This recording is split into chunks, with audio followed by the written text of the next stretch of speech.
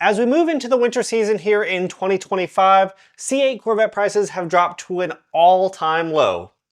And we bought one.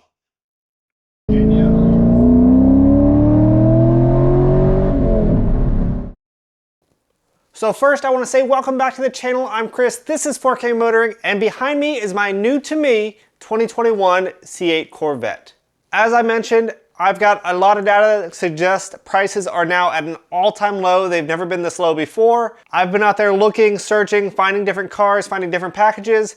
I believe this 2021 2LT convertible Z51 car is the ideal Corvette you can buy right now, and let's talk about it. So let's go ahead and address it now. This car is absolutely gorgeous. This is the third Corvette I've owned. I've had a 1992 Corvette, I've had a 2001 Corvette, which I still have, and now the 2021 Corvette. I've had a couple Boxsters, so I've had mid-engine cars before, and let me tell you, this C8 is like none of them. These cars, when they came out, were kind of expensive. I mean, realistically, they're pretty expensive, and the market adjustments made them even more expensive.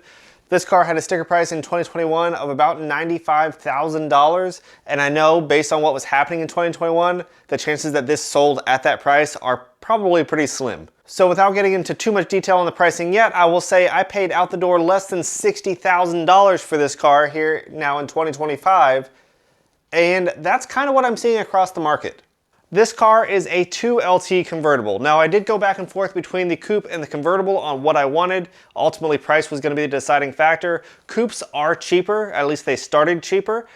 The market doesn't really show that they've stayed any cheaper. About 50%, even maybe a little bit more than 50% of the cars at this point that have been sold have been convertibles. So they're definitely more popular and there's more of them out there.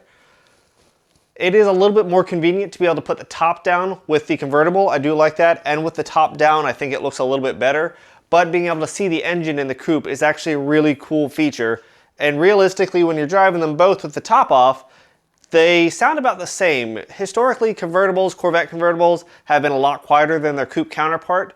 The C8 really changes that because these big B-pillars stay in place whether you have the convertible or the coupe, so your wind noise from those B-pillars on the side are about the same. So realistically, it doesn't really change between coupe and convertible as far as how noisy it is. It's just whether you want to have that visible engine in the back and have to take that hot top off and store it in the trunk and take up trunk space, or you want the convertible where you can just, from touch of a button, put that top down, it doesn't take up room in your trunk, and best of both worlds.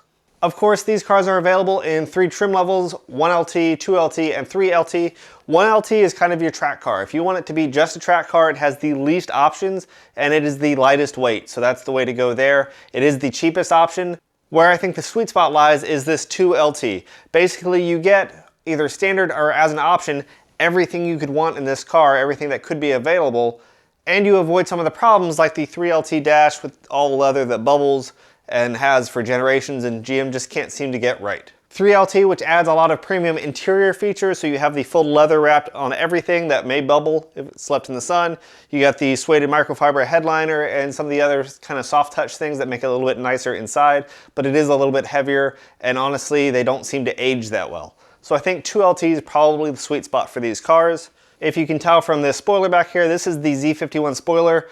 Unless they put it on aftermarket, you cannot get one of these spoilers from GM unless you have the Z51 package. They do VIN check it from what I understand. That gives this car some of the performance features I knew I needed. If you remember, a little over a year ago, I did rent one of these on Turo. It was a 2022 2LT car, convertible, and I took it around VIR because that's what the owner actually allowed us to do, and found that the non-Z51 car really had some limitations with both braking, with acceleration, with handling, some things that just weren't quite as sharp as I wanted them to be. So I ended up picking up the Z51 option on this car after testing a couple of them. And this also has the mag ride. Now I said I picked this up for less than $60,000 out the door. Well, that is because this car has 40,000 miles on it as I purchased it. It's been involved in a minor collision before and has 40,000 miles, so the price dropped accordingly, and that's what I'm starting to see in the market. I've seen a couple of the 2020s out there that only have 2 or 4 or 5,000 miles, stuff like that, where people just haven't driven them. I don't know how you could own one of these cars and not drive it. This car, with as much miles as it has, it still came out as a certified pre-owned car. That way I still had some GM warranty, and honestly, it was a deal I couldn't pass up. I told myself back when these cars came out that as soon as I could get a 2LT convertible for under $60,000, I would buy one. And here going into November 2025, now's the time. The majority of cars you're going to find in the low 60s range advertised are the 2020 year models. And they are pretty much the same car. There's a couple things that they don't have that some of the newer cars have. The biggest one for me was moving into 2021, we got the wireless Android Auto and Apple CarPlay.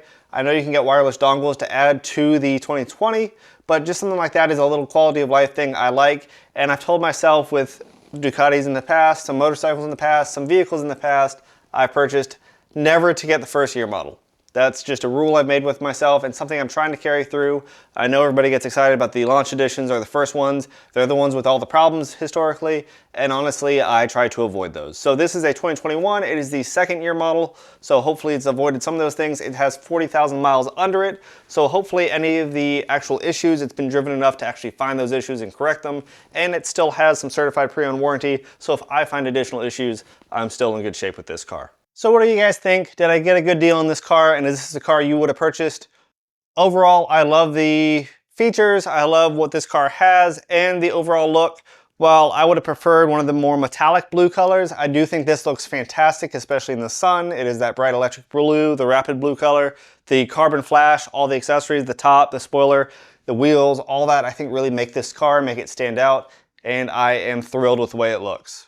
There's already some upgrades I'm planning for this car, but if you guys have any that you guys would recommend, let me know in the comments below. We haven't got rid of our 2021 Corvette yet. There might still be some things in the work for that car. So obviously make sure you've liked this video, make sure you subscribed if you want to see more, and we'll be back next time. I'm Chris, this is 4K Motoring. Thanks for watching.